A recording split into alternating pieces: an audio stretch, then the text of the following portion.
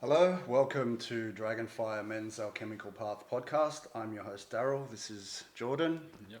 Jordan is a trauma-informed educator. Yep. And Jordan, would you like to explain a bit about yourself? Yeah. You do? So what I do, I work with kids who are deeply involved in trauma, have a lot of trauma from their history. Most kids that I'm teaching at the moment don't have fathers. Probably 80% of the kid cohort don't have a father. So yeah, that's what my profession is. But my background is I'm also a yoga teacher and a permaculture designer. And so I bring a lot of what I do, what I've learned from the East, from living in India for a bit, what I've learned through permaculture, living on Norfolk Island, which was a really small island with everyone lives sustainable there. And so all of that I've learned, I bring into the education sector, and that's how I teach the children that I try to educate through a holistic approach. It's not just educating for academics, it's educating for trying to bring them bring up their emotional and social capabilities. And so that's my approach to education. Of course, academics is very important, but it's not, in my opinion, and a lot of the data shows this, that social capabilities and emotional capabilities go first, and then the academics follow. Yeah. Once you become more responsible, more able to socialize, see yourself as someone that's capable, then the academics just follow that. Yeah. When you said that, what I thought of was myself at school when I was sort of dealing with shit at home, and it was not smooth, and it made me not want to be at school. No interest. So definitely. And I see that all the time with the kids, right? The kids that we get, like a lot of them that I'm with at the moment have. So I'm now in that education trauma space, but before that I was in an international education space where, I've taught the kids that were royal family kids, like in Europe, Austrian royal family, Liechtenstein, and then now down to the kids that don't really have fathers, are much more low socioeconomic. Yeah. So I've seen the spectrum, and there's trauma in both, honestly. Like the kids that are on some of the richest kids in Europe are, they got trauma too because the parents aren't around to help them out. And so that wasn't really, my focus wasn't on the trauma, that was highly academics in that sector, in that area of the international school. And now it's just more understanding that trauma to try and bring them into a space where they can learn and see themselves as capable. So yeah, it's a hard space to be in, but it's a rewarding space. Yeah, I think as we get through this podcast, I do want to touch on, as you mentioned, that it can be quite stressful and draining on the educators, and you need to have each other to support. Yeah. As some of the stories that you shared with me do seem quite heavy, and I think someone that has to be in that environment and energy daily, it would be quite taxing for you. Yeah, absolutely. It's like a lot of vicarious trauma comes, like that's what vicarious trauma is, when someone unloads what happened to them, their trauma, onto you, and now you're carrying that with you. And so you have to figure out ways to release that and not carry it, because there's no point you carrying it. You're there to support them, to talk to you, unload it onto you as being the adult, being the educator in the room, and then you have to release that. And to do that really is through talking with our team, with the team that I work with. We have 1.5 hours or 2 hours every afternoon to chat about what happened throughout the day, because there's always just so much that happens.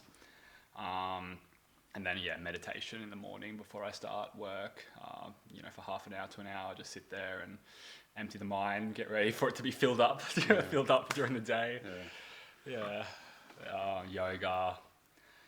And just trying to just be calm and understanding that these kids are going through a lot, because they just have been through a lot, and it's not fair, honestly, for what they have gone through. And it makes me feel like I've had a very, very lucky life, considering everyone carries their own trauma, but these kids, like what you hear is just unbelievable. Some real heavy stuff. Real heavy stuff. One kid saying that her mum spent all the money on the pokey, so she didn't have any food for 2 days.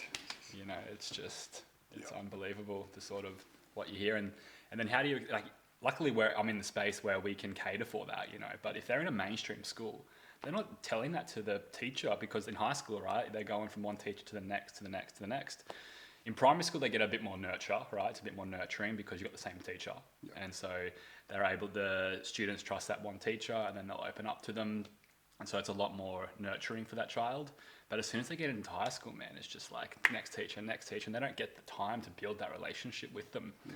And kids like that, they need an adult in their life that they can trust, that they can talk to, that they can unload that on. A role model. A role model, yeah, someone to look up to, someone to see that what is happening at home is not the only way of living. It's not life. It's not life as it must be. Yeah, there's other ways.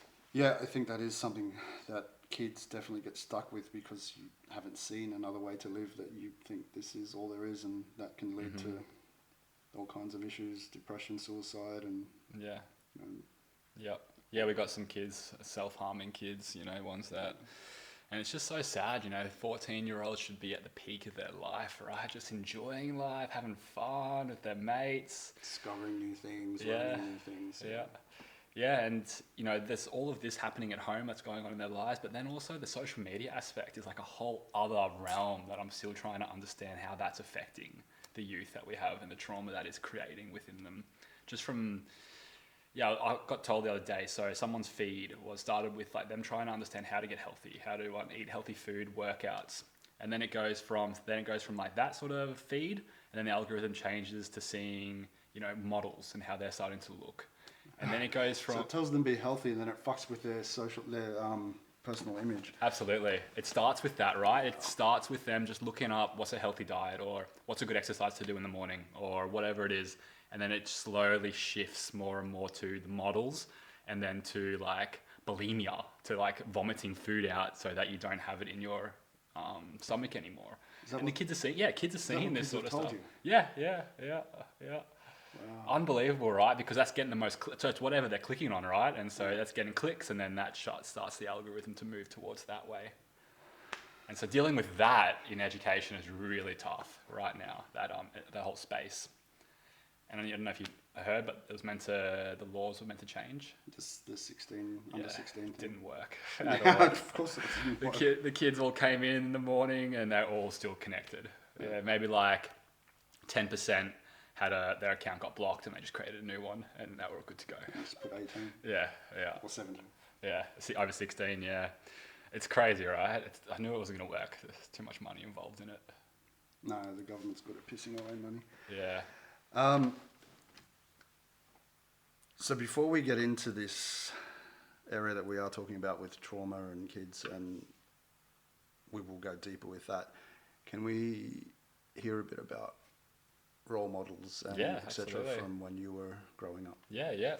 So my role models, like growing up, would have been like, role models can be not so great, right? And they can also be great. There's models that you see, men, how they live. Yeah. So I had my father, who was someone that left when I was quite young. Still had contact with him, but he wasn't in the house, and so I didn't see from him how you have a relationship with a partner, with a woman, right? Because that was a very unhealthy relationship my mother and father had. And so, it was great that they ended up splitting up, because I can't imagine how that would have been. Did they fight a lot? They fought a lot, yeah, absolutely. Definitely remember some yelling, tennis going on back and forth. But yeah, it's been great that they did separate, because I didn't want to be involved in that. But again, that showed me how I didn't know how to have a relationship with a woman, because I never saw. My mum never ended up really finding another partner as well, and so I never really saw how that happened. So my role model for my dad being like meant to be the most important male in a son's life, right? He was there around, but he was never really that father that you think should be a father the way he is. He's a nice guy, very loyal to his job. He was someone that I look up to, in a sense of the loyalty he has to his job. The loyalty he has to his job is incredible, and he's stuck with the same job for 30 years, but he never really provided either for my mum taking us, like, we were with her maybe 80% of the time and him 20% of the time. And so that was the role model I had as a father, someone that he was there for you, but he wasn't really there for you as a father should be. I could call him up and say, hey, can you pick me up from my friend's place and, take me back to mum's? And he would do that, if he could. And then you go to my uncles, of course, other male role models that are quite normally prominent in a boy's life. They were... I got one uncle who was a bikie, and so it didn't really have much to do with him. My mum kind of disowned him, and so I didn't really see him very much, but heard the stories. I got another uncle who's like a true blue Aussie sort of guy, but maybe I shouldn't say that because he's a racist guy. I'm more of like someone that, but he knew how to work with his hands very well. He built a lot of things, man. Like he was good in that sense. Showed me how to work on a car, and so having that sort of role model was great. Understanding a little bit about mechanics, how to use tools, that was good.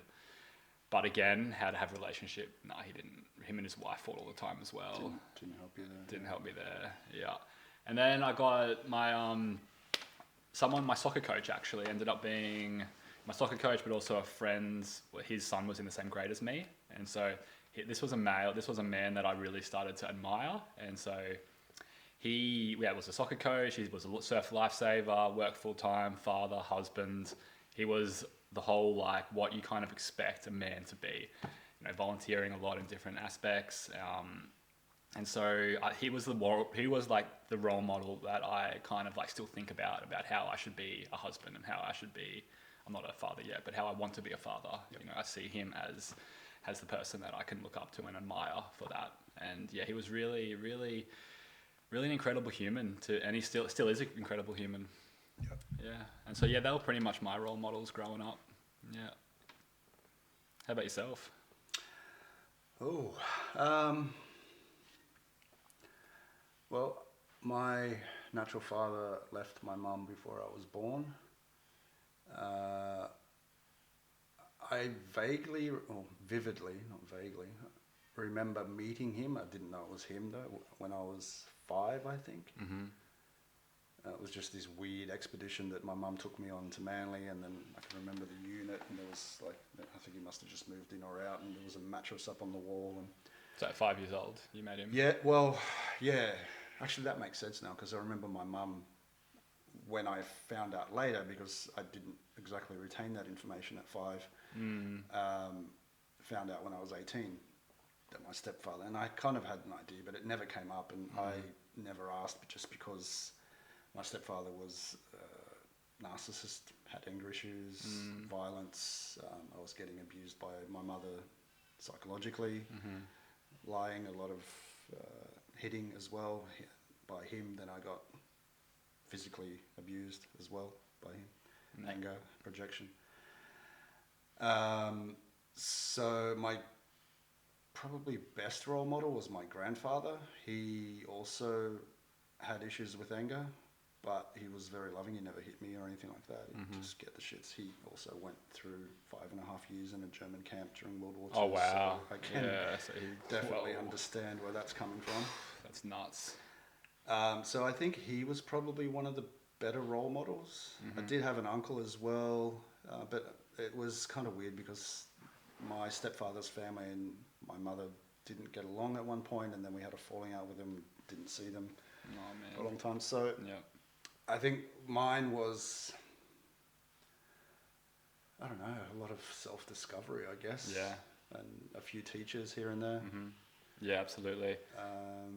There was one fifth class teacher, I can't remember his name, but he was a good person. As my year 4 teacher in primary school was a dick. And yeah, I don't know, it was just a real,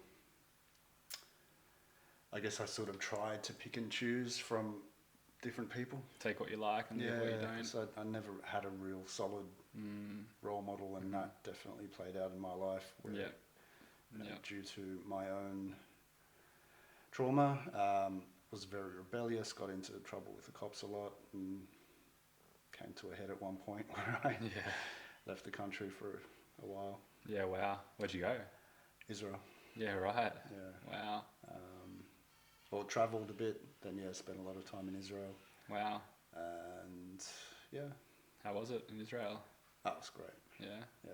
Different. It was sort a of bit culture. hairy as well. That was the time of the they call the second intifada, so there were bombs and stuff going off. But Yeah, wow. it's a very, Whoa. very unified culture. Mm, So that was nice to be sort of welcomed in, and yeah. everyone understood. Oh, you've got trauma. Yeah, it's okay, because it's a very common Wow. thing. That's a rare thing these days, having that unified culture, especially in the West. You know, we're such an individualistic culture. Well, here as well, I think especially after COVID. I mean, Australia was more, you know, you help your mates out. Yeah. And that was what I remember Australia always was. Yeah, absolutely.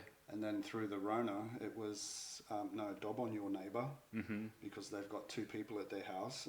Yep, and stranger this danger. yeah, well, yeah. That's another thing, right? Well, that I think was legit, stranger Yeah. danger, because you don't want Strangers. pedos Absolutely. doing the wrong thing with Yeah. anyone you know or anyone at all. Yeah, absolutely. But you also got to think, like, before stranger danger happening, you know, 100 years ago or 50 years ago, kids would just run wild around the streets, and it was okay, you know. It wasn't, maybe there was still a little thing happening here and there, but I'm pretty sure, like, if I'd have to look at this up, but I'm pretty sure that there is less of that happening than there was back then, when people were still And free. do you think that was because it was more of a communal society? I think it's because it was more of a communal society. Yeah, the neighbours looked out for each other. Yeah. You know, your kid could go to the 100 metres down the street, and the neighbour in that house. And the neighbour will bring him back. And keep an eye on them for you. Or he'll grab him by the ear and he saw him doing something wrong, or whatever it may be. Yeah, and now, like, honestly, you don't really see many kids just run around by themselves. No, you don't. You don't. And even I was reading a book in the United States, in one of this, I can't remember which state it was, but there's a law saying that your kid has to be with you, with an adult at all time, or something like that. And so, if the kid's out and about, having fun, playing with their friends, the police can pick them up, take them back to their house, and then the parent can get in trouble, and then social services can get involved. So the kid can't go to the park by themselves? They're not meant to, yeah. Well, I mean, given what's happening these days, I think that's a good thing. But it takes away that freedom. It does. And I think that's where government overstep comes into things. Yeah. So, and again, coming back to the family unit, I guess we should probably just move into the trauma thing. How people with trauma or unhealed trauma, unrecognized trauma, can pass that on to their children. Yeah. And then let's say a parent, for example, may not be paying attention to their child because they're dealing with their own shit through no fault of their own, yet it is their responsibility. Yeah, absolutely. Their child wanders off, goes to the park, God forbid anything happens to them. Yeah, for sure. But then you're kind of looking through a lens of, like, people are out to get you sort of thing, instead of, like, it's just looking through the lens like we're all in it together, we're in a community. And so, of course, there's going to be those people that are out there to get, like, bad people. They're everywhere. But honestly, in my opinion, I believe that the humans are good. Like, the majority are good. And it's the minority that are the bad ones that you might be scared to let your child go out. But what's the risk that that happens when you don't let your child go out and be free? You know, then look at what's happening now with our youth, man. Like, the anxiety, the depression, all these mental health illnesses have just skyrocketed. Obesity, they have no social capabilities. No. You know, you see a young person that's maybe working at a place and they don't really understand how to have a conversation, you know? And I understand social media plays a big part in this, but I also believe that the helicopter parenting, the way that we're not allowing our children to just go out and be free, plays a big part of it too. They're not figuring out for themselves how to engage in life, how to engage with other strangers, if you want to use the word stranger. Not face to face anyway. Not face to face, yeah. I'm sure online, but I did a business course years ago, and the teacher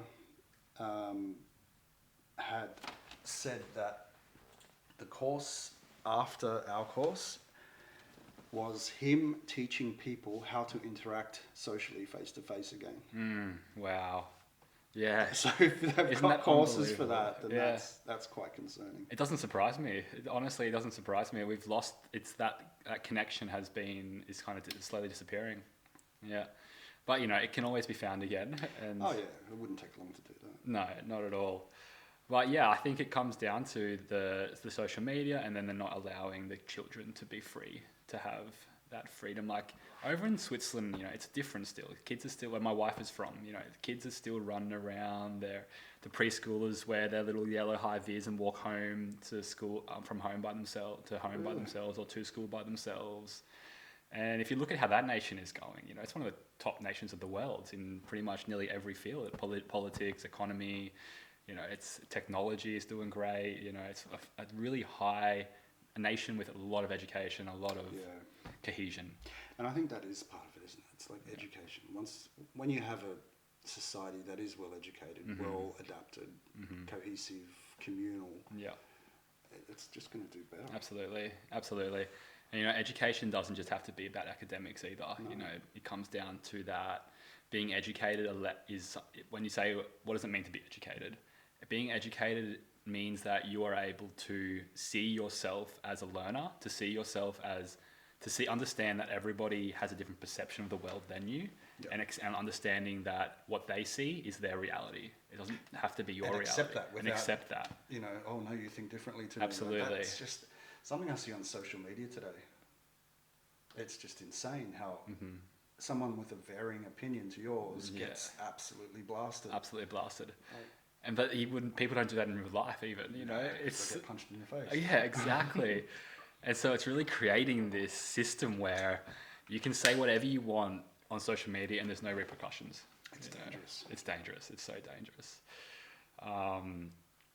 But yeah, I think, as I was saying, like, to be educated is not just academics. It's all of those other underlying, like the social capabilities, the emotional capabilities, the being able to interact with people from all cultures and understanding that they're the way they are because of their upbringing and their cultural identity, accepting it, like you said. And once you understand all of that, and once you educated in that way, then you're able to start to go down the academic path, because all of that has to do with academics in a sense, because you're able to now read about the history of Israel, for example, and because you've maybe met some Israelis and accept them, you can understand the history of them a little bit more. Yeah. And so I've done a lot of my learning through life has been through traveling around the world. I've traveled to nearly every continent besides Antarctica, been to over 50 countries, lived in the Netherlands, in Switzerland, Mexico. Lived in those places. And I speak Spanish, I speak Portuguese, so I'm able to, once you understand another language, right, that really changes the way you perceive your own culture, because language is culture, right? I was having this discussion with my wife just about how language really is also its own mentality. Absolutely. Yeah, 100% right. A language is a mentality. Absolutely. Yeah.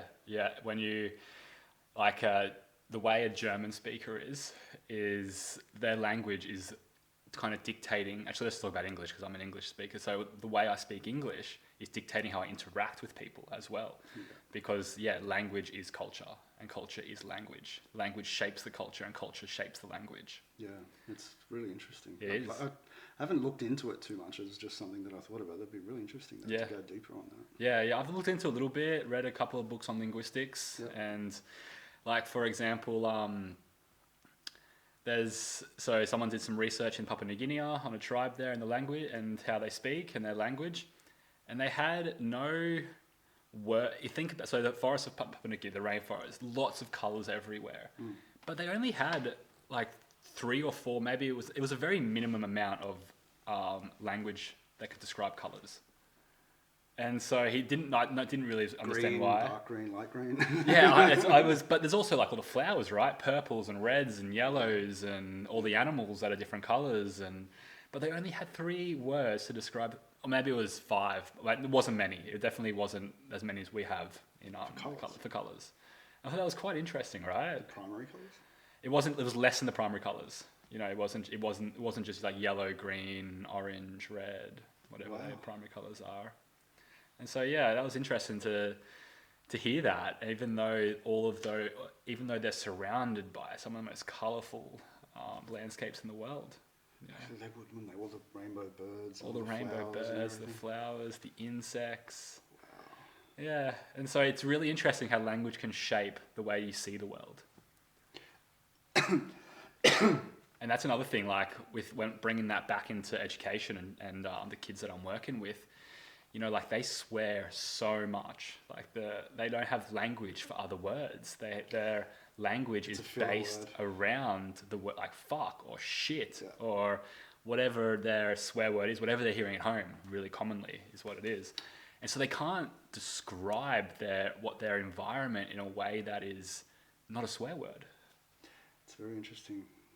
Because I'm sort of looking back, I had a friend that would swear in every sentence at least once. Yeah, wow. It'd be very rare that he wouldn't. But now I'm thinking about it because he had quite a deal of trauma. Yeah. Yeah. So looking into trauma and how that works in the human brain, because it rewires a brain to be in survival mode. So you're not in your prefrontal cortex, you're in your hypothalamus and amygdala, where other circuits, say, are not wiring to the creative part of your brain, where that may be expression in speech and vocabulary, etc., language. Yeah. So then they would use words like fuck, piss, shit, whatever. Doesn't matter, we're gonna... So yeah, that's really interesting now. Yeah, absolutely. Because these kids are obviously dealing with a lot of trauma. Yeah, absolutely. And because they're in survival mode most of the time, right? And so when you're in survival mode, as you said, those neurons aren't firing in a creative way. It's more just staying alive, yeah. And you know, we're trying to build that window of tolerance. I don't know if you've ever heard of window tolerance theory. And so we use a lot of the Berry Street model. I don't know if you've ever heard about that one. It comes from Melbourne. It's a really good trauma-informed approach to education. And so in the Berry Street model, you know, it's like, you want to build their window of tolerance. And so when you first get a child that comes from a lot of trauma, you telling them to pick the pen off the ground could set them off, right? Like, fuck you, go away, don't talk to me. Yeah. And eventually, like, the goal is, that's because their window of tolerance is tiny. Like 5%. And, it's so small. So anything... Like 5% out of 100. Yeah, exactly. Yeah. And so anything just shoots them out of the window. You know, the window is gone. And so they go straight into fight or flight or freeze mode, right? And so, just trying to build that window of tolerance for these children slowly. And the only way to really do that is create that nurturing environment for them where they feel safe. Yeah. Understood, listened to. Yeah. Like I had a kid come up to me the other day, and she says, "I haven't eaten for a few days. Is there any food in the house we can find?" And so I just went into the kitchen, made her some food, you know, and then she's just happy as, right? And so that gives her that sense of space. And this was a child that tells me how she hates school. She wasn't at school for 8 months in her old school. She's been expelled from many schools. And then she's telling me like how she still doesn't like our school very much, but I could tell her like I say to her, "You're lying, you love it here." And with trauma kids, it's really hard for them to show appreciation and show love because everything that they enjoy can get stripped from them so quick, and so they're really scared to admit when they are enjoying something. And so, this kid, I've made her some food, you know, and so I'm building that relationship with her. And then on the last day, for a child that says that she hates school. She hates being at school. And this school, like the school where we're at, she says she doesn't like it, but like it wasn't like aggressive words. Like, I fucking hate being here. Like, she would never say that, you know? And then the last day, she runs up and gives me a big hug. And so that was, for me, was a breakthrough. Like, now she sees me. Even her telling me about how she hadn't eaten, asking me to make her food. You know, that's a nice thing as well, that she sees me as a safe space. She can approach you. She can approach me, And so I've created that environment where she can be vulnerable. You know, she can come up to me and be vulnerable, give me a hug, tell me she hasn't eaten, tell me she hasn't slept very well, or it's a really fun, challenging, rewarding space to be in with those kids that really need the support. I think when you make breakthroughs like that, it must be even more. I had a kid the other day. He's now just dropped out, or signed out of school. He's gone to TAFE, and so he said to me, I was driving him home, and he says to me, "This is the first time in my life where I've thought about my future." Yeah, that's great. Yeah, absolutely. And this is a kid who's had a stepdad who's a crack addict, a father who held a gun to him. Yeah, he's been through a lot of stuff and a lot of anger within him, and he's always the very first person to run into a fight. Because I said this to him because we were at the gym the other day, and he said I'm training the boys really hard, we're going a really good session, and he says to me, he's on the phone, and then he comes up to me, he's like, Jordan, I got to go, my mate just got jumped.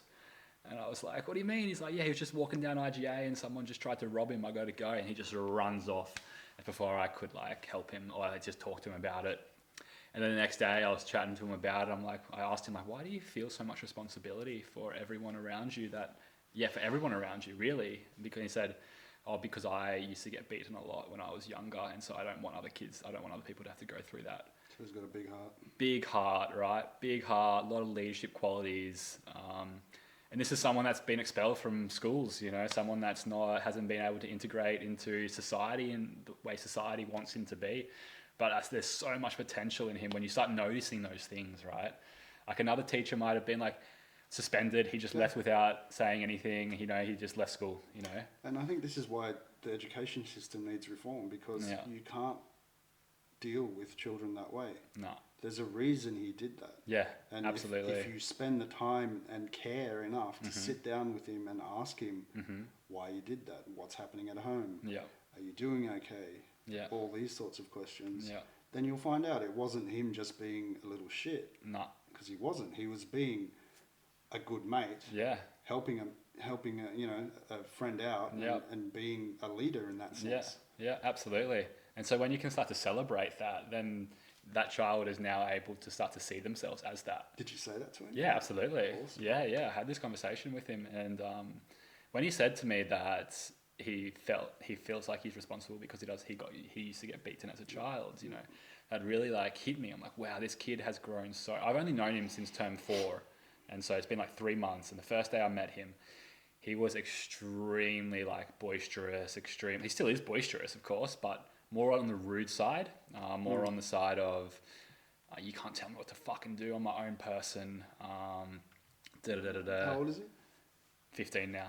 Okay, so he's a young man, basically. Yeah, absolutely. But 15 going on 20 because of what he's been through. He had to grow up so quickly, and he was always interacting with me okay, but just the way I saw him interacting with a female teacher, which wasn't nice. It was how he would have seen his stepdad and father treat his mother, right? Just with a lot of abuse, a lot of aggression. And so So did she give him any reason to do that? Maybe was she talking down to him or anything like that? Not really. No, she's a pretty lovely person. Yeah, absolutely. She every now and then she said a few things that you could probably very small, nothing much things, but to someone enough. On the edge. Yeah. Called him a boy once. And you're not a man, you're a boy. And so that was probably enough that set him to off. tip the scales for a while. But she reflected on that and said sorry to him and stuff like that.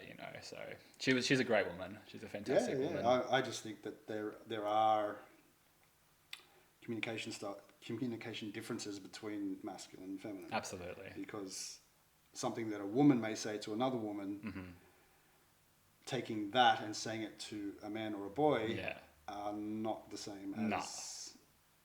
That's not the same thing. Especially when you're 15 years old but you're going on 20. So you're a man, right? You're in your own view. In your own view.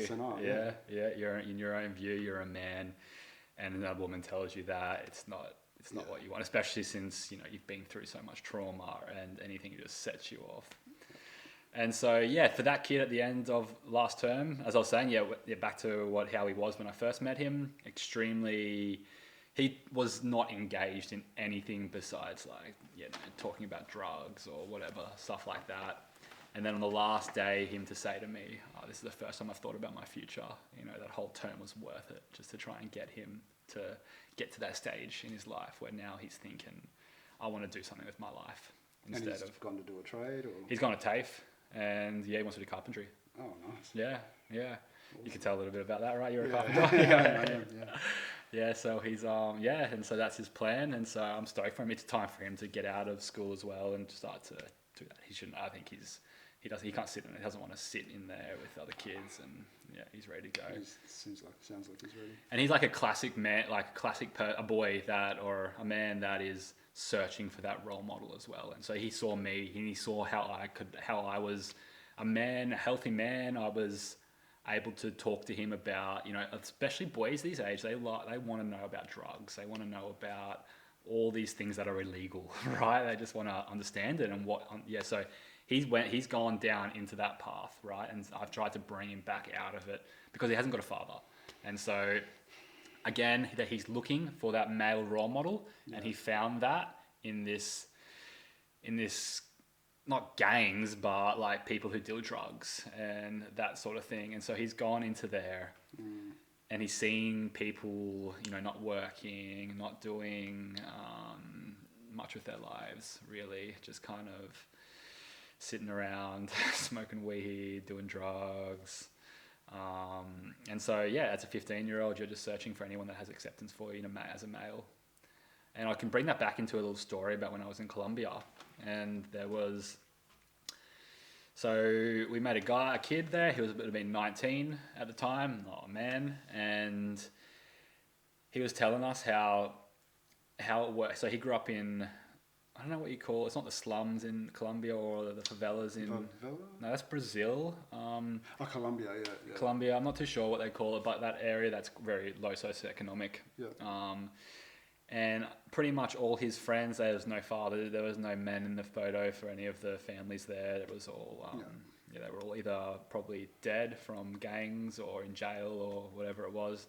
And so all the boys that he grew up with, at about 8 years old, the males from the gangs started recruiting them in, with giving them drugs and just like giving them a male to be around, an older male for them to actually kind of like learn from, in a sense, not in a healthy way, but still that's what you're as a boy, right? If you don't have a man, you're going to be looking for a man to learn from, to be around, to have a role model in your life. I think you do. Yeah. Just it's part of it, because that is something. If we were in tribes still, we would definitely be. You have.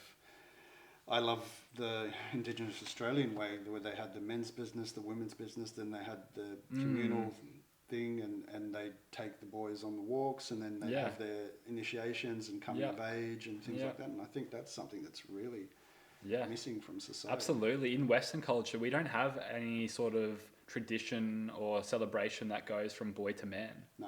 Or some. I mean, religions. I think religions do. Yeah. And then you've got people that have children at 16 or whatever, and it's still not that significant event where you, for example, if you're, I don't know what age it would have been, you go out and you'd have to hunt for the tribe or for the community, bring back food or whatever it was, and potentially die if you failed. Yeah, go out as a boy, come back as a man. Exactly. And go out in bush for days and then come back as a man. Yeah. And so a lot of cultures have had this, or maybe still do, but in the West we don't really have that, unfortunately. And you finish high school. Big deal. You turn 18 and then apparently you get all this responsibility thrusted on you. You get drunk and get your driver's license. Gamble. It's nothing. It's not responsibility. No, it's not responsibility.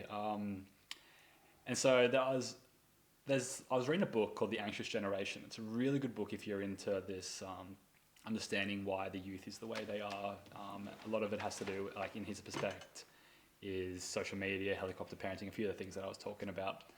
And so he reckons that one way, he talks a bit about how boys don't have, and girls don't have an initiation to become a woman or a man. Yeah. And his idea was using technology or in the internet and social media as like these progressions into adulthood. And so like for example, at 13, you get a flip phone or a device that you can communicate with people, but just through text or phone call.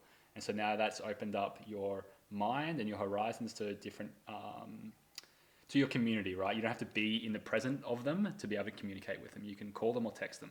Yeah. And then at 16, you get access to the internet, where you're able to now have all information at your fingertips, access to the whole wide world. right? And then at 18, you're able to, then you access social media, and then you're able to access that. And so this is his idea is that's how you would go from into these initiation processes in the West. What are your thoughts? Yeah, it's interesting. That's why I was the first thing that came to mind was that thing that the Australian government tried to do the other week with the no social media for under 16. Yet, just as a side note, they, as far as I'm aware, didn't actually try to ban Pornhub or anything like that. So it was just social media. True. That's interesting. Yeah, I didn't think about that. So,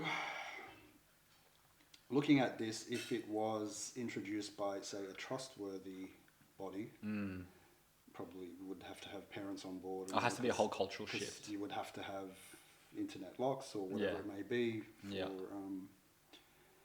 maintaining that cohesion. I think it would be a good idea because there were things like I didn't grow up when I was 10 or 11. I didn't see porn until I was, I don't know, mid-teens, late teens. And even that was just my first girlfriend. We stole a video, well not stole, we pinched a video, she pinched the video cassette from above her father's thing and then we watched it. But now it's like you could get it at your fingertips. Yeah. And I think porn is dangerous.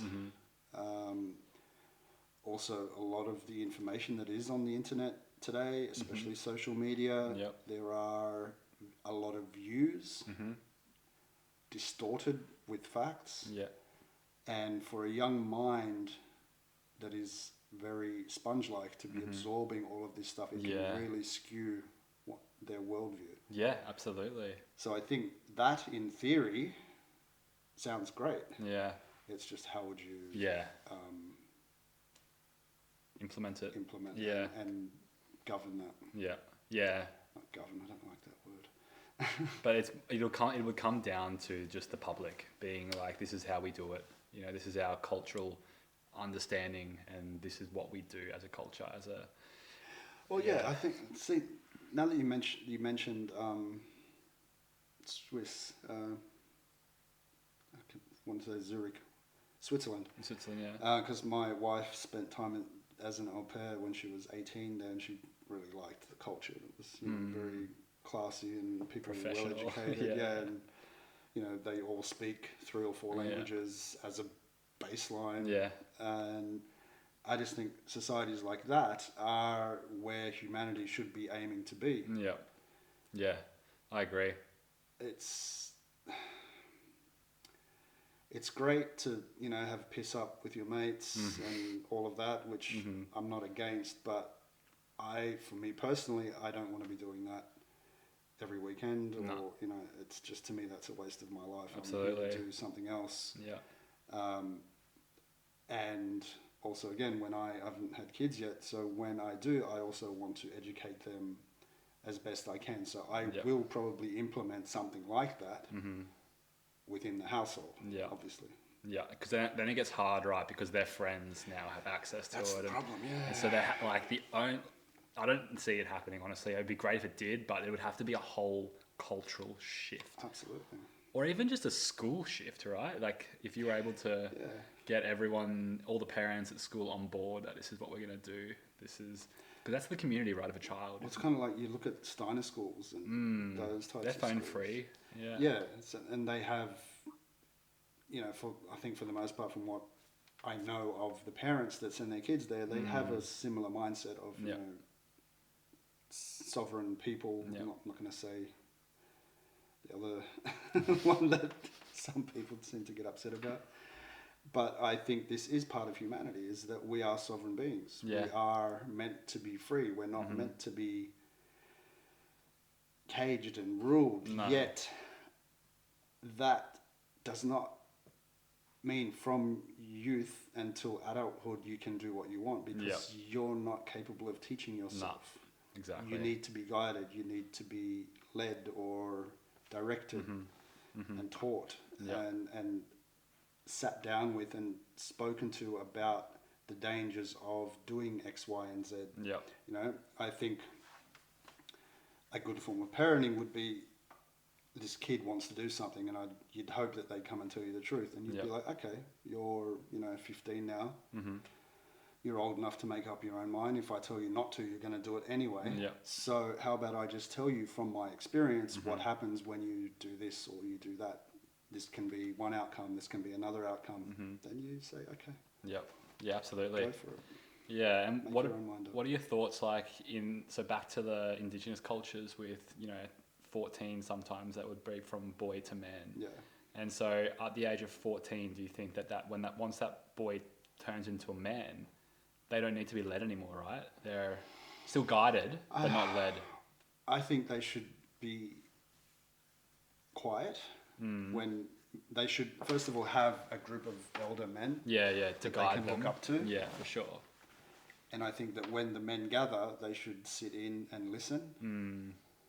Maybe share their views, ask questions, etc. Yeah.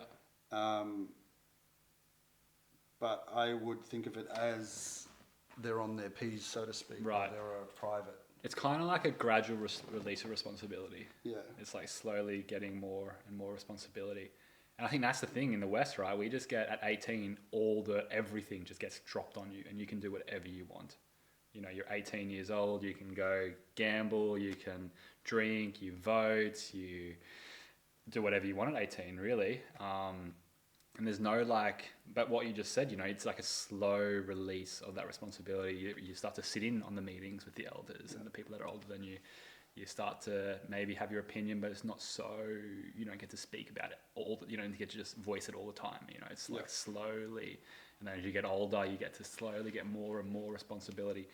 And that's kind of similar to the anxious generation, their perspective on 13, you get the flip phone, 16, the smartphone, access to the internet, 18, social media.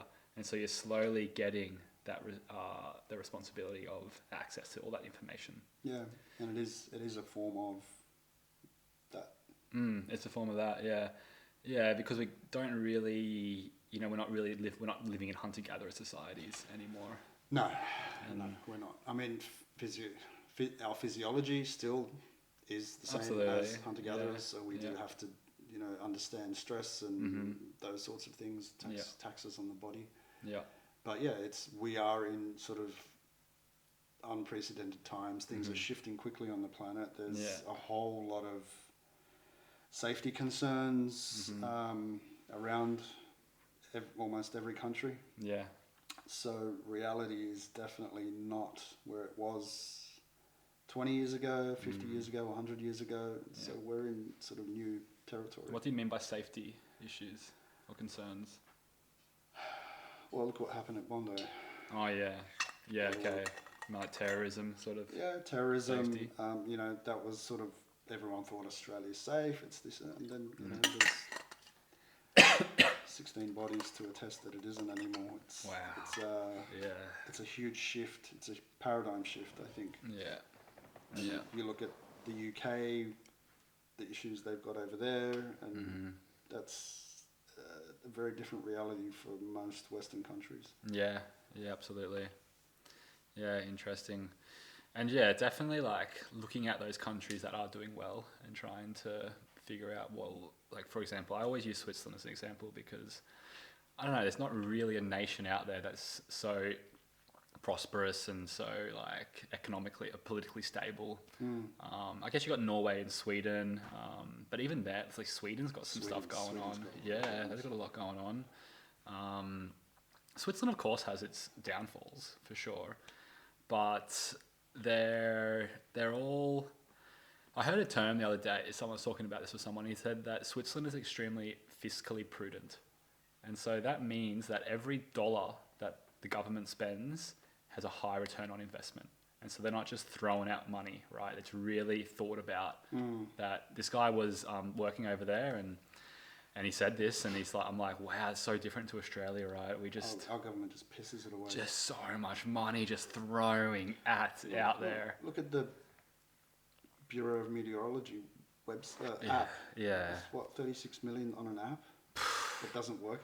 36 million. Then you've got that referendum for the yes/no thing was, I don't know how many, 100 million, or I can't even remember what it was. Yeah. And it's just like, Yeah. Where's this money coming from? Yeah, absolutely. It's like we've got housing crises. Yeah. Crisis. Cost of living is going up. How about we just reel it in for a while, stabilize, and then maybe we can think about splurging on unnecessary shit. Yeah. Start thinking about where's that money. What can we do with that money? It's $37 million. Well, coming back to education. This is, in my view, I don't want to be a politician of no interest, but if that was what I had to do, one of the first things would be, okay, we're educating our children differently from now. Absolutely. We're going to inform them what fucking trauma is, how many of you actually have it. Mm-hmm. Maybe send, as a government, you could send them to, therapy, psychedelic journeys and things like that. Yeah, when they're old enough, of course. Yeah. And just improve society. Yeah, absolutely. I think education's the number one. And then you don't need to worry about the rest of it, because people can decide for themselves from an educated but informed view. Yeah, I agree. I think education needs to, I believe education needs a reform here. I think it's absolutely terrible how the education system is. And, Finland's a really good example about their education system. Do you know much about the history of education, how it stems, where it came from, the model we have right now? Probably not as much as you. And so, I'll just quickly give you a quick overview. So it started in Prussia, and so that was a nation in Europe before it got taken away. Polish background, so. So you know Prussia. I know that part of history. Cool. Most of it. And so at one point, Prussia had the biggest military in the world. Yeah. And so someone from the United States went over there to go see how they were doing that. How do you have such a massive military? And so what he saw was an education system that implemented. So they had 4 subjects implemented.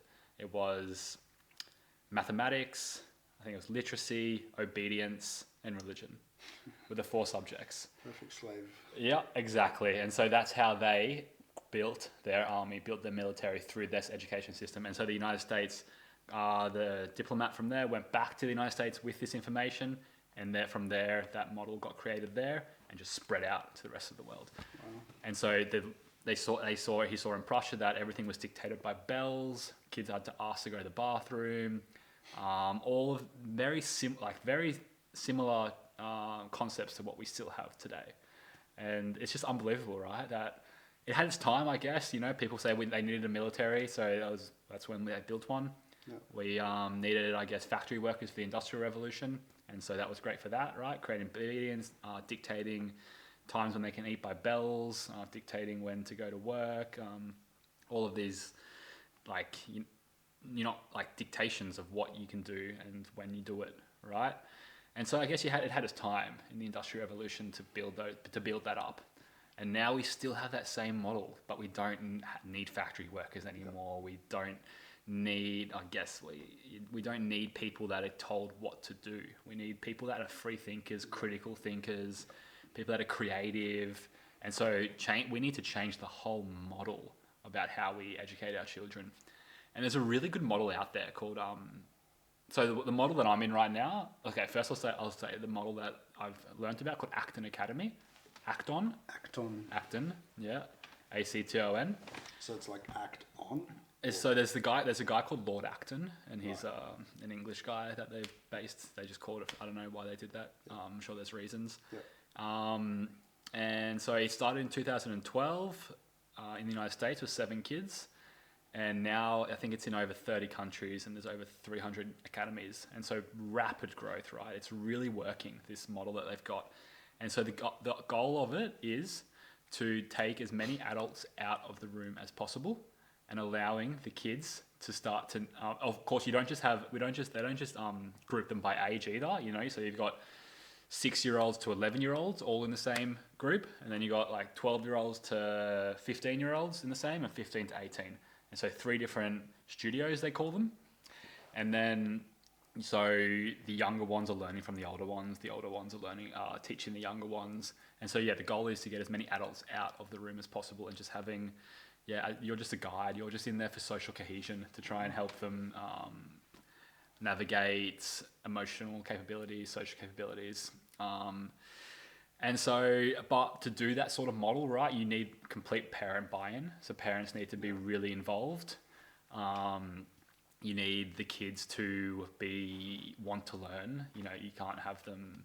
Eventually, they do start. Even if they go in there at a young age with no wanting to learn, no engagement, they'll end up getting it. Like it shows that the kids being around the kids that are engaged and want to learn, they just follow that. It just happens. Yeah. But they've also seen that. I don't think they take anyone past the age of 15 into this model, because anyone past the age of 15, it takes them, they can't, by the time they can't integrate, and by the time they've graduated, that's maybe when they'll be able to understand that model of self-learning and independent learning. And so they've put for example, they put someone that's 12 years old in. It takes them about 6 months to integrate and to understand the education system they're in and change to unschool them from their old school. And say someone that's 8 goes in, it's maybe like 2 months. And so the younger they are, the quicker they're able to adapt to that learning environment of independent learning and self-directed learning. And so for an example, for an activity that they might do there is they'll have for the young ones, it might be they get a ukulele kit, and then they get to build it, design it, build it, create artwork on it, write a song, perform it, for example. That would be a 6-week block. And so there is so many layers of learning in that, cool. Right? Yeah.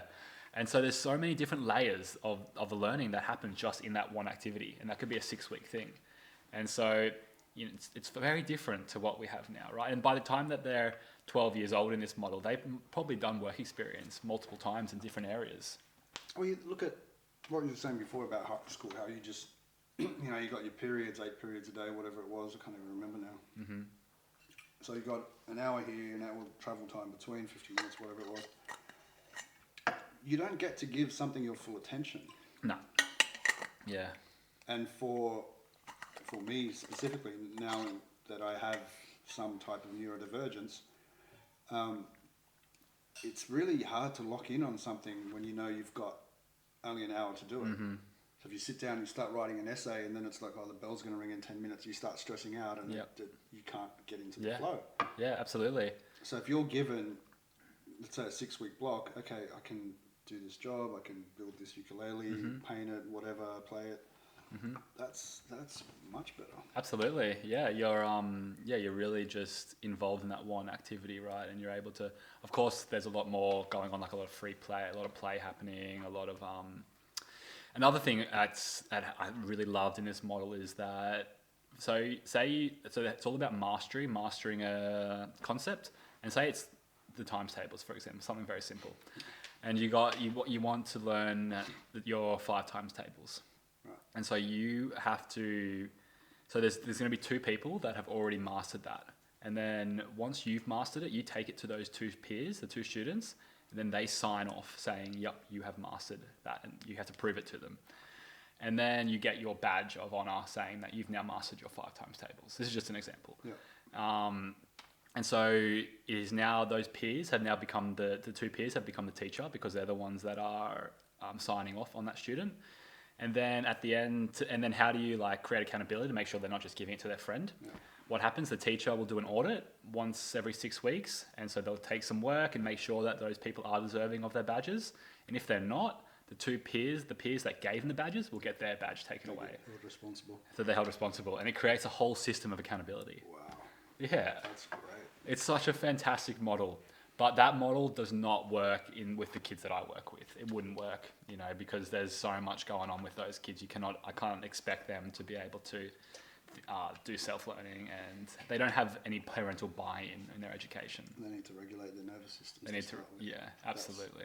That's a big thing. Yeah. Let's talk on that for a bit. Yep. As we came up before, just how, I guess, looking at it from the micro to macro, society,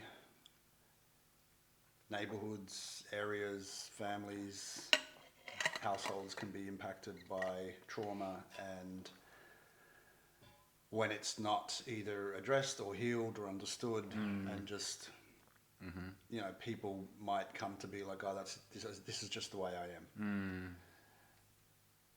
Looking at your experience working with these children, knowing they have trauma, and how likely they are to pass that on to their children when they have them. Yeah, well, it's right now the Australian government is putting a lot of money into trying to support these children. There's a lot of money in education and so there's this new sector coming up called special assistance schools. Yeah. And so that's one of the schools that I'm in the school. And so this is a really growing sector. So the government does see this as a problem, right? That there is a lot of trauma and a lot of, if we don't take these kids that are being expelled from schools and are violent and try and support them, the trajectory to for the boys is juvie. Yeah. It's really, straight to juvie. And the females is pretty much straight into abusive relationship. Yeah. And so this is good, so there's a lot of money there to support these kids. And so back to how do you see that gets passed on if we don't stop that cycle? And then what happens? It just gets going. And so you can see it from a lot of the parents, from the kids that have a lot of trauma. Their parents are carrying a lot of trauma. But unfortunately, there wasn't any government funding, or there wasn't programs in place for these parents when they were children. Well, I don't think there was even awareness. There wasn't awareness, yeah, absolutely. As much as we have now. Yeah. So it's paramount, really, as a taxpayer, to want to get these children to become productive in society and to not go into juvie or go to jail or live off Centrelink, because we're paying for that, right? And so you're going to pay your taxes either way, so it might as well help people. Absolutely. And so if we can get, there is data on this showing how much it costs a lot of money to have a school like this run, because the teacher to student ratio is quite low. Yeah. But the amount of money that you save from if they go into jail or into juvie or live on Centrelink, it's undeniable that the money needs to be spent now, early intervention, so that they don't become an adult and still have no production into society. Yeah, sorry. You're right. Yeah, just looking at the time. Yeah. And so it's an important thing to do to try and get these kids to change that trajectory, to try and go back into seeing themselves that they do have a future, that the possibilities here in Australia are pretty much endless. We have so many opportunities. We have a great country. If you choose to just sit back, get the dole or whatever, I'm sure you could exist, but why? Why wouldn't you want to live your full life? Yep. Why wouldn't you want to go and explore and travel and do all the things that are open to you? And I think this is a major problem with a lot of males and females that are living off the dole. They don't have purpose. There's no meaning in that. They're not supporting others. Well, I look at it. I was in survival mode for a long time, but I was working. I was struggling to sleep at times. There were, I was going on 3-4 hours sleep a night, and still do at times. All because of my nervous system since childhood has been wired a certain way, and that's survival mode. And I think maybe because I was in the army, that was definitely one thing that helped sort me out. Because there was a moment 2 years before that where I was arrested by police and maced, and I thought I was going to die in the back of a paddy wagon. Where I sort of was like, okay, I've got to get my shit together, because otherwise it's going to be some shitty outcome. And I think I've lost my train of thought. That would have shaped you a lot, being into the army. Yeah, so that definitely helped me align with where I wanted to be. Put you on a different trajectory. Yeah, sort of. So that was like a different trajectory. I could see where I wanted to be now, or at that time, and where I am now, which is a direct result of the choices I made back then. Yeah. Instead of, letting my nervous system rule my actions, which is quite easy for someone to do when they don't know that they have another choice. Yep. Yeah. Now, I wasn't taught any of this. It was just came to me, and I was just like, I knew I had to do something. I guess that's where it led me to this path of helping men. I'll probably go into youth work at some point. I feel that is something on the cards because it's easier to create a healthy child than a fucked up adult. Early intervention. Yeah. So it's like, just, we have these choices, and the more we get out there that we are actually in control.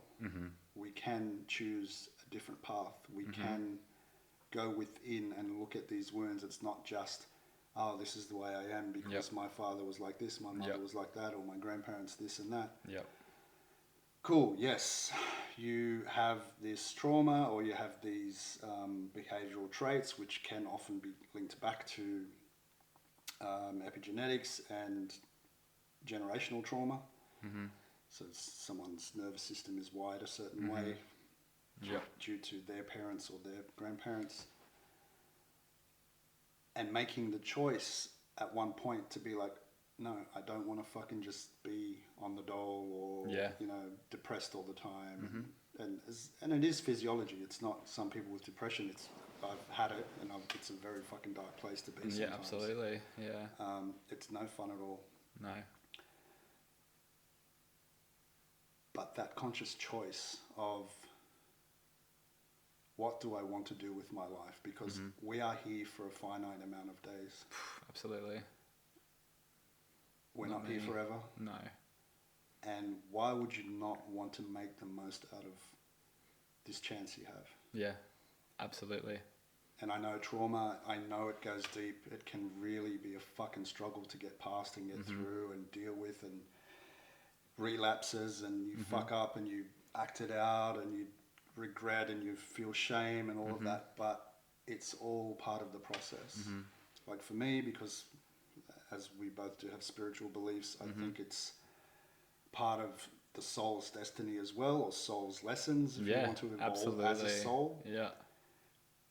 I believe that we came here with the intention of having a certain path in life, or having certain experiences in childhood that shape us to learn these lessons, not only as a human, but as a soul.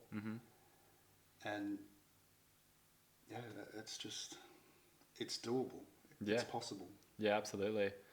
Yeah. Have you ever read the book, The Courage to be Disliked? Yeah. Yeah, so that it's Adler psychology. You know Adler? He talks about Adler, yeah. And so he talks a bit about like how trauma, it's not a bad thing. It's just how you interpret that trauma, because that shapes you into the way that you want to, the way you will be in the future. And so I definitely think like without these things that happen to you, if it's good or bad in the past, you wouldn't be who you are if you didn't have that happen to you. And so it's just how you interpret it. You can live your life being a victim, or you can live your life being someone that's like, this happened to me and now I'm going to use that to create something different for these children or my children, or use it as fuel. Use it as fuel. I don't like motivation. Motivation to me is fleeting. Discipline is definitely, if you make it the choice to change things, it's discipline that carries you through. But that's just a side note. It is. It's part of, you're given this. It's not you weren't the one that gave it to you. But it's yours now. And it's yours. What are you going to do with it? Yeah, absolutely.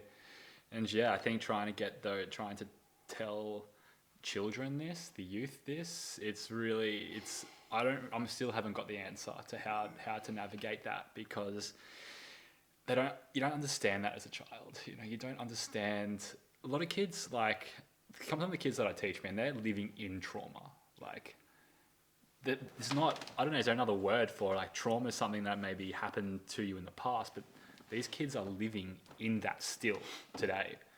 And they don't realize this. They don't realize that they're living literally within trauma. Yeah, because it's the physiology of trauma that just lives in the body. Yeah. So your body produces the same hormones and neurotransmitters that keep you in that stress state. So your body produces these chemicals, let's say, and then your mind wires and fires accordingly. So then your actions wire and fire accordingly. So it's like you're ready for a fight. Okay, let's fucking start a fight. Yeah. And that's basically how simple it is. Yeah. And so I think like going back to males and how the ones that are kind of lost or don't know, living on the dole or whatever it is, I think the most important thing for a male is to try and find that purpose, to try and find meaning, to try and find, like for me, my purpose, my meaning that's really helped me to become who I am so far is realizing that I want to support my wife. I want to give her a security. I want to provide a better future for my students. And with that is how I wake up every single day ready to go, because I want to try and support these people to have a better life, to have security. And then that gives me a sense of fulfillment, which is interesting because a lot of like Eastern philosophy, I had this conversation with my wife a lot of Eastern philosophy is about the self and like, once you are like good within, you can share that with everybody else. And I get that. I understand that, but I also in my like opinion, I also see that I need to be able to support other people to have my purpose as well. Do you know what I mean? Yeah. Yeah, and so it's quite like, ever heard of Vipassana or ever done a Vipassana? No. Yeah. Okay. So I've done a Vipassana, and you cultivate a lot of happiness within you. It's 10 days in silence. You're meditating for like 14 hours a day. It's one of the most grueling things I've ever done. Like really, really tough to sit there and not move and just be with your thoughts. And you get a lot of pain and a lot of pain in your shoulder. For me, it was a lot of pain in my shoulders. So you have to sit in the same spot, same position? So the first 2 days, it's like you can move around a little bit and adjust your position, but eventually it's like you need to be sitting there for at least 1 hour without moving. And it's tough, man. It's really tough because you're sitting up straight, right, legs crossed in a meditative position. And so, yeah, it's an extremely tough thing to do, but a lot of self-determination, because it's all mental. It's all mind. It's all mental about it. Don't give in to that craving of moving, and don't give in to so it's all about craving and aversion. And so the aversion of the pain that you've got, don't be avert to it, just accept it. It's there. Nothing is permanent. And that's another teaching that they give you in there, that by the laws of nature, nothing is permanent. That's everything rises and everything falls. Look at a leaf or an animal or us, And that's another message to give to men that are on the edge, man, is that nothing is permanent. Yeah. Everything, it will get better. It will go down. It will pass. And so that's one thing in the Vipassana teaching, is that you really realize that, because the goal eventually, when you're meditating, you're starting to feel the vibrations on your skin, like that little atoms, everything just like moving. And so you eventually come in really in tune with that. It's like takes maybe on the 4th day for me, I started to feel that. And so once you start to feel that, you realize that you are not permanent. Right now, your skin, for me, it's aging. For everybody, it's aging. It's getting older. Nothing. Your existence is not permanent. It's always changing. It's always in flux. Like right now, if I concentrated enough, or maybe got a microscope that could see, you could see the little tiny atoms, or feel the little atoms moving. Yep. And so that gives you that sense that nothing is permanent. It's always in flux. So doing that Vipassana really taught me that nothing is permanent, but actually going back to having purpose from having that purpose within is, how do you find the calmness within without helping others, that goodness within. As a male, I don't know, maybe it's different for a female, I don't know, but I feel like I need to be able to support others and give my purpose is to help others, like my students, or create security for my wife. Yeah. Have you heard of the law of one? No.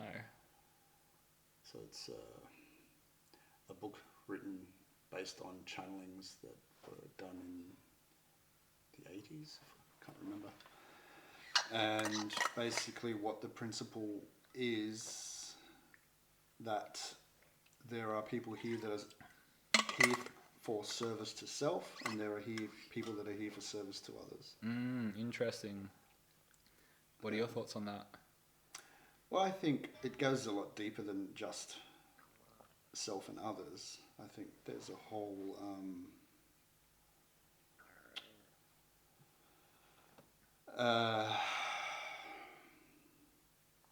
what's the word? A whole organization, let's say, that want to control others on the planet at the moment. And to me, that serves to self, because they are looking after their own interests. They want to control, they want to have all the wealth, they want to, you know, instigate certain things that happen, etc. And then you have other people that are here for everyone else, people that want to be part of a community, people that want to help each other and live as a greater family. So. And cohesion. Yeah. So yeah, it's interesting. Yeah, absolutely. Do you think that with what we were talking about before about, do you think you need to have a purpose? The purpose of life is do you think your purpose is, what is your purpose? Do you have a purpose? I would like to hope so. Yeah. My purpose is right here and now. I can look at it in a few different ways. Is to be here with this podcast, sitting with you, with the intention of this reaching people that need to hear it. On a bigger scale, my purpose in life, as I have chosen it, is to help other men become better men, which in turn will help relationships, families, the broader community, and hopefully humanity as a whole. Apart from that, there are other bits and pieces that, you know, I want to do. I do earth grid work, so clearing land, energies, etc. And those are the main purposes. And do you then find... there's also have a family with my wife, you know, be a good husband, and working on myself, which is probably at the moment is priority above everything, because of recent events that have led me to realize how much fucking trauma I actually do have, and that I have really knuckled down and gone deep into it. And then seeing that for what it is, and the lessons where I will come out the other side a better person and more informed, then teach others as well. So do you believe that once you focusing on yourself, and then that extends out from there? So this is the scale, if you will, because in a sense I do agree with Eastern philosophy, where you can't pour from an empty cup. I believe in that fully. Absolutely. Me too. Yeah, you can't help other people when you're burnt out. No. Like, you just fucking can't. No. It's a fact. So you do have to, in a sense, look after yourself before you look after other people. Yet, on the broader scheme, if your intention is to help other people, that's then filling your cup. First you have to fill your cup. Yeah, absolutely. But also, if your intention is to help other people, that is going to start to fill your cup. Absolutely. As well. Yeah. That reward that comes with it, all the gratitude from other people, chemicals, and that your body releases, you know, the oxytocin and all the beautiful love chemicals that come through it, the satisfaction. And as a man, you know, as men, we like to achieve certain things, and we like to have that purpose, and having that purpose fulfilled in, you know, for example, one course that I've been teaching students, and then you get all this positive feedback, and it was like, that fills my cup. Yeah, absolutely. Yeah, I agree. Yeah, it's a tough, it's, because, you know, it's like, when I first was in India, I learnt about that you shouldn't have any attachments. Have you heard about this in Eastern philosophy? Like attachment is the cause of misery. Yeah. And also that, so in that sense, like you shouldn't be attached to your wife, you shouldn't be attached to your identity, you shouldn't be attached, which I get that one, but being attached to, like for me, my hardest one to wrap my head around was like, how do I not be attached to my wife? Like I love her. But at the end, I do understand it a little bit, because if I'm attached to her and she dies, I will be in misery.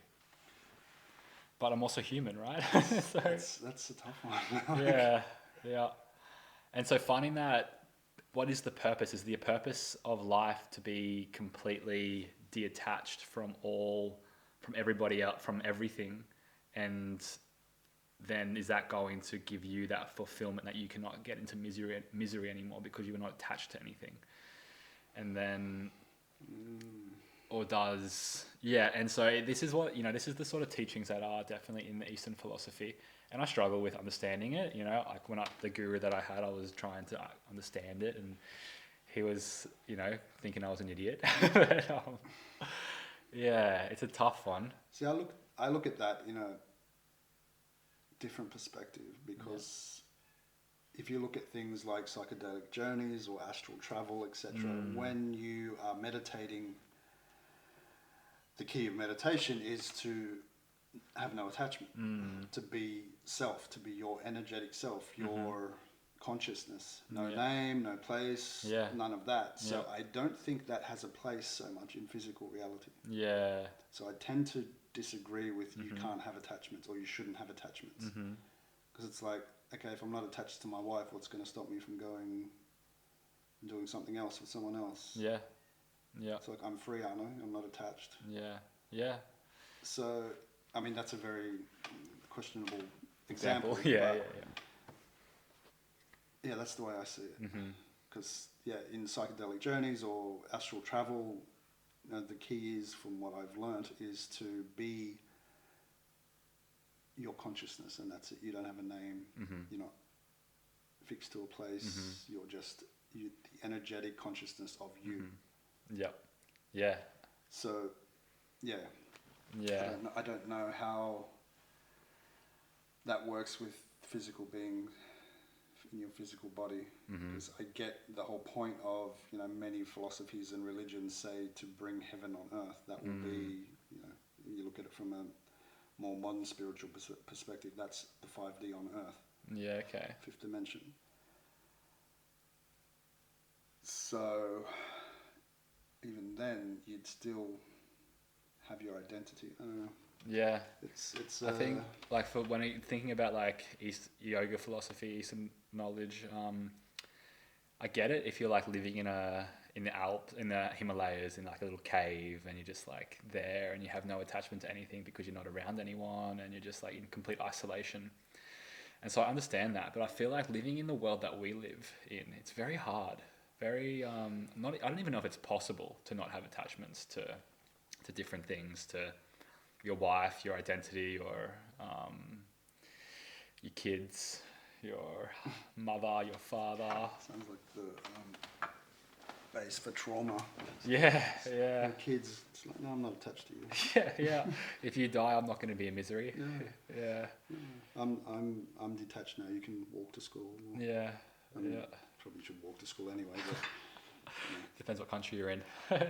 Switzerland, they do it all the time. Yeah. Well, I did when I was a kid. I'd travel from Petersham to Cogra in Sydney. Yeah. That was a bit of a journey. Yeah. But